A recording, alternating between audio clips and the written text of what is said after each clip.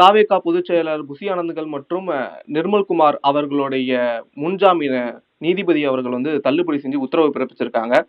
இது வந்து அவங்களுடைய கைதுக்கு வழிவகுக்குமா சார்?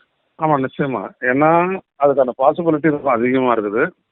காரணம் என்னன்னா, இப்ப அந்த வழக்கை விசாரிச்சு செந்தில்குமார் என்ன சொல்லியிருக்கிறாரு அப்படின்னா, ஏன் விஜய் எல்லாம் அந்த வழக்குல சேர்க்கல, அதனால மறுபடியும் வந்துட்டு புதுசா வந்துட்டு வழக்கு தொடருங்க, தொடர்ந்து அதை பேஸ் பண்ணி நடவடிக்கை எடுங்கன்னு சொல்லியிருக்கிறாருங்க. அதனால தலைமையில் இருக்கக்கூடிய எல்லார் மேலேயும் தான் வழக்கு பதிய போறாங்க.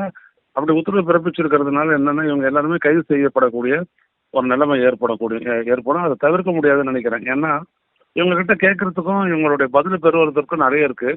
ஆனா அது வந்துட்டு வழக்கு கைது பண்ணி தான் அது விசாரிப்பாங்களா, இல்ல கைது பண்ணாமலே கூட விசாரிக்கலாமே அப்படின்றது, அது எப்படி அப்படின்றது வந்துட்டு இப்ப அஸ்ராக்காருக்கு தலைமையில் நியமிக்கப்பட்டிருக்கக்கூடிய இந்த சிறப்பு புலனாய்வு குழு எஸ்ஐடி, அதுதான் அவங்க தான் தீர்மானிப்பாங்க. விஜயை ஏன் இன்னும் கைது பண்ணல, முக்கியமா திருமாவளவன் அவர்கள் வந்து விஜயை ஏன் இன்னும் கைது பண்ணலன்னு சொல்லிட்டு திமுக கூட்டணி கட்சியான திமுகவே கேள்வி எழுப்பியிருக்காரு. சோ இதை எப்படி சார் பாக்குறீங்க? இது வந்து விஜயுடைய கைதுக்கும் வழிவகுக்குமா? இல்ல, நிச்சயமா. அதாவது எப்படி பாத்தீங்கன்னா, ஒரு வழக்குல இந்த மாதிரி ஒரு பெரிய அளவிற்கு வந்துட்டு மக்கள் இறந்து போயிருக்காங்க. இறந்து போனதுல வந்துட்டு சம்பந்தப்பட்டவங்க யாரு?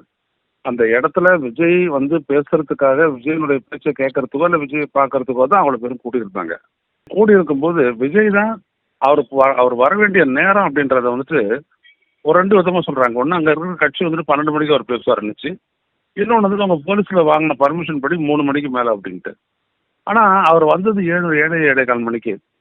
அது இல்லாத அந்த பேருந்து எடுத்து நடுவில் நிறுத்துறது தான் இந்த மாதிரி நெரிசல் ஏற்படுவதற்கு காரணம், மூச்சு திணறல் ஏற்பட்டு சாகிறதுக்கு காரணம் சொல்லியிருக்காங்க. எனவே அதுல முக்கியமா பாத்தீங்கன்னா அந்த வாகனத்தையும் பறிமுதல் செய்யணும்னு சொல்லும் போது வழக்குல வந்துட்டு விஜய் ஏன் சேர்க்கல அப்படின்ற ஒரு கேள்வியை வந்துட்டு நீதிபதி கேட்டிருக்காரு. எனவே விஜய் வந்துட்டு அந்த வழக்குல சேர்க்கறது அப்படின்றது ஒரு சட்டபூர்வமான ஒரு கட்டாயம் ஆகிவிட்டது. எனவே அவர் வந்துட்டு சேர்ப்பாங்க.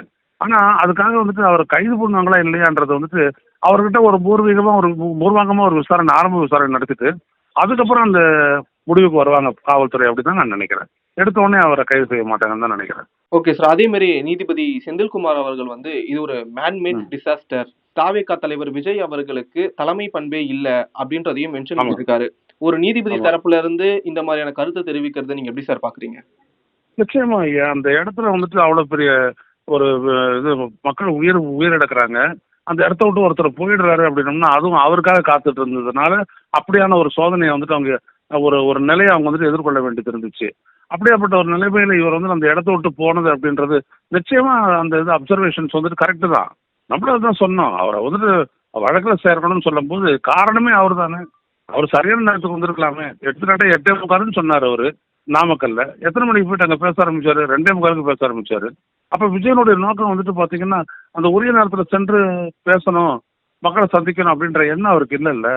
அப்ப அதன் விளைவா தானே அங்கேயும் 34 பேர் மயக்கம் போட்டு விழுந்தாங்க.